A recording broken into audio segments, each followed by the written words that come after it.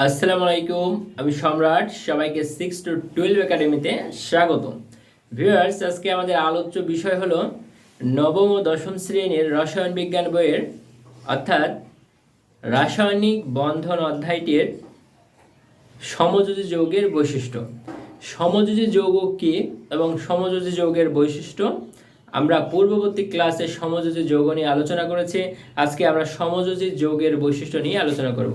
তো ভিউয়ার্স, চলো আমরা ক্লাসটি উপভোগ করে দেখি। আমাদের রাসায়নিক বন্ধনের সমযোজী যৌগের বৈশিষ্ট্য। এখানে আমাদের শুরুতে চিনতে হবে সমযোজী যৌগটা কি। সমযোজী যৌগ হলো আমাদের অধাতু যোগ অধাতু, অর্থাৎ অধাতু এবং অধাতু মিলে আমাদের এই সমযোজী যৌগটা হয়ে থাকে। এখানে কোনো ধাতু থাকে না। অর্থাৎ আমি যদি এখানে অক্সিজেন অণু লিখি, তাহলে অক্সিজেন, এখানে অক্সিজেনের পারমাণবিক সংখ্যা হলো 8, এটা হলো 2, আর এখানে হলো 6।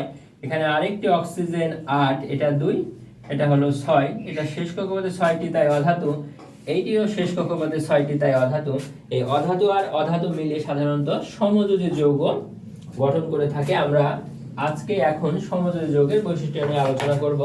তো সমযোজী যৌগের বৈশিষ্ট্য আয়নিক যৌগের সম্পূর্ণই বিপরীত, অর্থাৎ উল্টা ঘটনা। সেটা সমযোজী যৌগের বৈশিষ্ট্য পানিতে পোলার দ্রাবকে অদ্রবণীয়। আয়নিক যৌগে পানিতে এবং পোলার দ্রাবকে আয়নিক যৌগটি দ্রবণীয় ছিল, কিন্তু এই সমযোজী যৌগ পানিতে এবং পোলার দ্রাবকে হয় অদ্রবণীয়।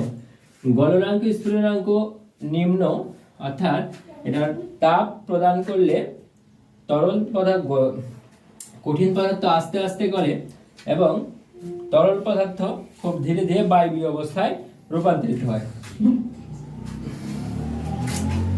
সাধারণত বিদ্যুৎ এবং তাপ চলে না। এখানে বিদ্যুৎ এবং তাপ চলে না, কারণ এই সমযোজী যৌগতে কোনো ইলেকট্রন থাকে না, তাই বিদ্যুৎ এবং তাপ চলে না। সাধারণত উদ্বায়ী, কারণ এটা উড়ে যায়।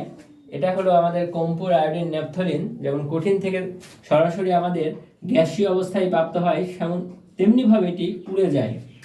বল প্রয়োগ করলে সাধারণত বেঁকে যায়। এটি বল প্রয়োগ করলে সাধারণত বেঁকে যায়, ভেঙে যায় না। কঠিন তরল ও গ্যাসীয় হতে পারে। এই সমযোজী যৌগ 3টি অবস্থায়, অর্থাৎ পদার্থের 3টি অবস্থায় থাকে: কঠিন, তরল, বায়বীয় অথবা গ্যাসীয়।